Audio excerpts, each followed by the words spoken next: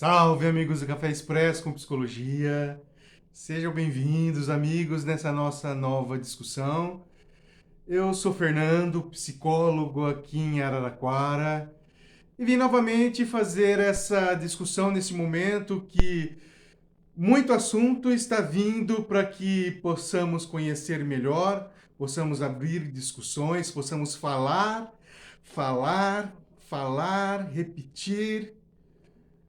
Setembro Amarelo é esse nosso momento e hoje, conforme combinado, eu trago este quarto vídeo dessa série relacionado a essa temática e hoje nós vamos fazer uma discussão. Eu vou trazer alguns apontamentos sobre os fatores de proteção a esse comportamento de autoextermínio. Lembrar que no vídeo anterior foi discutido sobre fatores de risco para que possa acontecer e disparar essa situação. Fatores predisponentes, fatores precipitantes, que é extremamente fundamental essa compreensão. Quem não viu o vídeo, dá uma corrida lá, assista, reflita um pouco sobre esses fatores que é importante. Vamos conversar, pessoal? Vamos conversar? Vai lá, pega o teu café para podermos fazer essa nossa discussão. Fundamental, extremamente fundamental.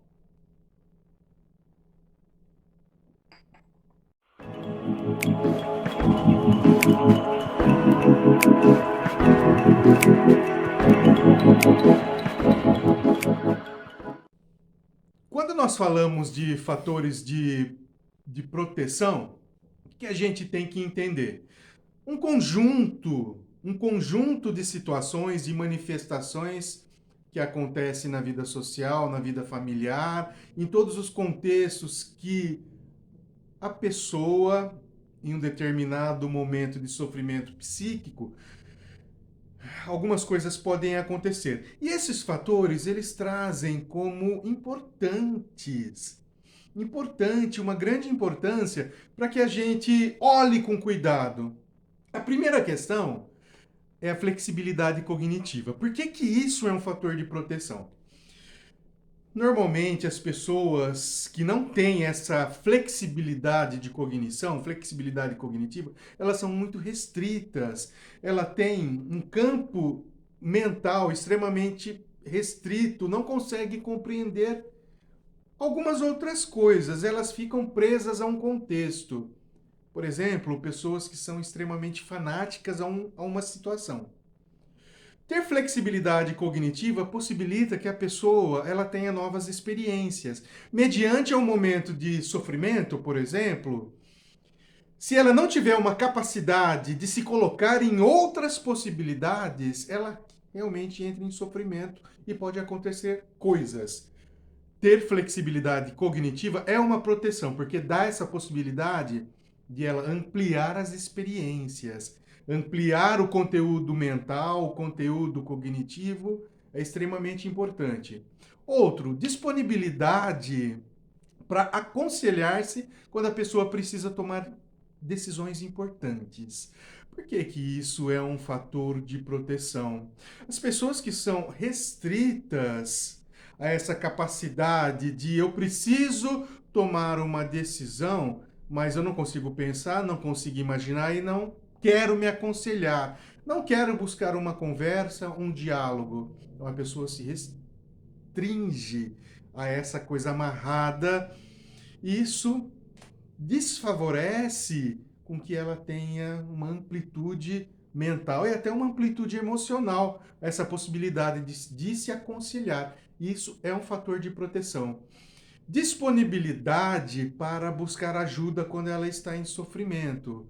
Isso é um fator extremamente importante. Quando a pessoa está em sofrimento, quando a pessoa ela não consegue pensar muitas coisas, se ela não tem essa disposição para buscar ajuda, ela fica amarrada a um contexto extremamente restrito.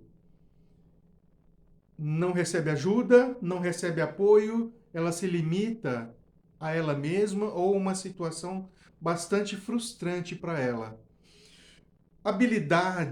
Ter habilidade para se comunicar. Isso é importante, ter habilidade para falar, principalmente para comunicar as dificuldades internas, as dificuldades de sofrimento. Isso é importante. Habilidade para lidar com ou solucionar problemas da vida. Isso, de uma maneira geral, acho que para todas as pessoas que estão vivendo, os problemas vão aparecendo. E se a pessoa não tem nenhum tipo de habilidade adquirido nas relações, adquirido no desenvolvimento pessoal, no desenvolvimento humano, se ela não adquire algumas habilidades, ela tem muita dificuldade de solucionar, às vezes até os problemas mínimos, ela tem dificuldade. Tem esse mecanismo de eu tenho uma habilidade para solucionar X problema, esse problema, isso é um fator de proteção? Sim, é um fator de proteção muito grande. Bom relacionamento interpessoal, uma capacidade dela se relacionar com todas as pessoas. Isso é extremamente fundamental. Senso de responsabilidade para com a família. A pessoa se coloca naquela posição de que ela tem uma importância dentro daquele grupo familiar. Isso é fundamental. Isso é extremamente fundamental. É um mecanismo e um fator de proteção quando ela tem essa sensação de que ela é importante para aquele grupo. Aquele grupo pode precisar dela, pode precisar do contexto dela, do campo de visão. Isso é um fator de proteção bastante claro. E isso enriquece mesmo as relações interpessoais e até a relação intrapessoal dela mesma. Isso é um fator importante. Apoio em situação de necessidade. Então, quando ela está numa situação de necessidade, em todos os contextos, se ela tem um mecanismo, ou se existe um mecanismo de oferecer apoio a ela, mediante a qualquer tipo de necessidade, isso é fator de proteção muito claro. Integração e bom relacionamento com grupos sociais. Todos os grupos sociais que ela possa fazer parte, seja no trabalho, seja na escola, seja na família, se ela tem uma boa integração e um bom relacionamento, isso é um fator de proteção. É um fator claro de proteção. Prática religiosa ou outras práticas coletivas, como fazer parte de clubes esportivos, fazer parte de organizações culturais, movimentos culturais, isso é um fator de proteção. Rede social que propicia um apoio mais amplo, um apoio em todos os sentidos, seja nas dificuldades familiares, seja nas dificuldades financeiras. Quando ela tem uma rede de apoio para tudo isso, isso favorece, no momento de sofrimento, ela se apresenta como um fator de proteção. Disponibilidade de serviços de saúde mental. Isso é um fato bastante claro. Falando em Araraquara, nós temos alguns serviços de saúde mental que está dentro da gerência da saúde mental. O CAPS AD, o Espaço Crescer e o CRASMA, que é o Ambulatório de Saúde Mental, são serviços de saúde mental fundamental, de extrema importância. E a gente já trouxe algumas estatísticas, por exemplo, a presença de CAPs em um município, ela traz uma redução de até 14% desse comportamento de suicídio. Isso é pouco? Não, é muito importante. Então, todos os municípios, eles precisam ampliar esse centro de atenção, porque é extremamente favorável e é um fator de proteção. Sono regular é extremamente fundamental como fator de proteção. E a gente sabe, por exemplo, no mecanismo do sono mais profundo ou a presença do sono REM, o sono REM é aquele momento em que, se você for ver alguém dormindo, o olho dela no sono mais profundo, o olho dela, o globo ocular, está se mexendo assim. É o momento do sono REM, porque é nesse instante que tudo que aconteceu no decorrer do dia está sendo colocado no seu devido lugar, está sendo colocado, reprocessado ou processado no sistema nervoso, cada coisa em seu lugar. Por isso que quando a pessoa acorda, ela acorda de maneira mais tranquila, sem ansiedade. Então, a pessoa que não passa por essa experiência de um sono adequado, de um sono regular, normalmente ela pode acordar mais ansiosa. Se ela está com um quadro de depressão, de estresse, isso vai aumentando. Então, o sono regular é extremamente fundamental. E a boa qualidade de vida também como fator de proteção. Boa qualidade de vida. O que é uma vida com qualidade? O que traz qualidade para uma pessoa? Isso é importante pensar, porque é um fator de proteção, uma boa alimentação, a questão do sono que foi falado, questões de lazer, tudo isso são fatores de proteção, porque é qualidade de vida. Tudo isso é importante, pessoal, muito, muito importante, porque é um mecanismo que todas as pessoas têm que estar ciente que esse mecanismo protege, é um mecanismo de proteção. E o triângulo que apresenta o comportamento suicida, a gente precisa falar também. Por quê? O que é esse comportamento suicida? Imagina o triângulo, e esse triângulo nas três pontas, cada ponta representando uma manifestação.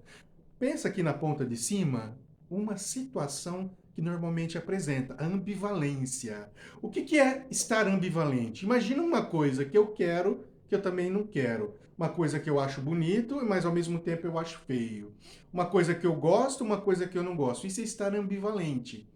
Essa manifestação é muito clara nesse comportamento. Porque a pessoa não necessariamente, como já foi discutido, ela quer se matar. Ela quer acabar ou destruir com o sofrimento, com aquilo que dói, com aquele sofrimento, com aquela dor na alma. É isso que ela quer matar, não necessariamente extinguir a vida. Por isso que ela está ambivalente. E é um momento importante para se aproximar da pessoa e envolver ela nessa ambivalência.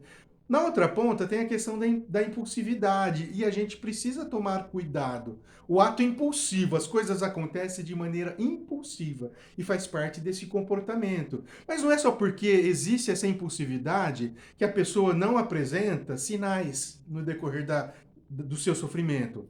Ela está apresentando sinais, sempre apresenta sinais. Mas impulsividade existe.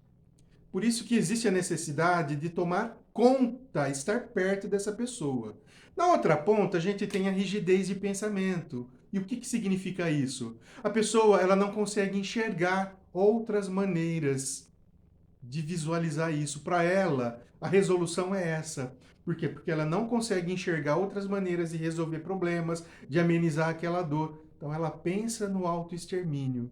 Isso é rigidez do pensamento. Ela não enxerga, ela não consegue entender ou sentir outras ideias. A gente também pode atuar nesse ponto.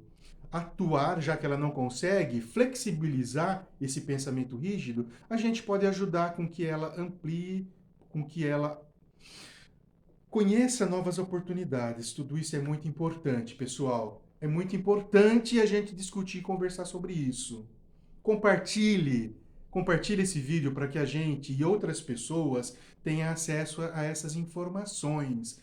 Muito importante. No próximo vídeo eu vou trazer algumas discussões e vamos encerrar essa série no próximo vídeo, fazendo uma discussão, identificando o baixo risco, o médio risco ou risco moderado e o risco alto. E o que a gente faz em algumas situações. Tá certo, pessoal? Compartilhe esse vídeo e vamos conversar muito. É extremamente importante. Abraço, pessoal!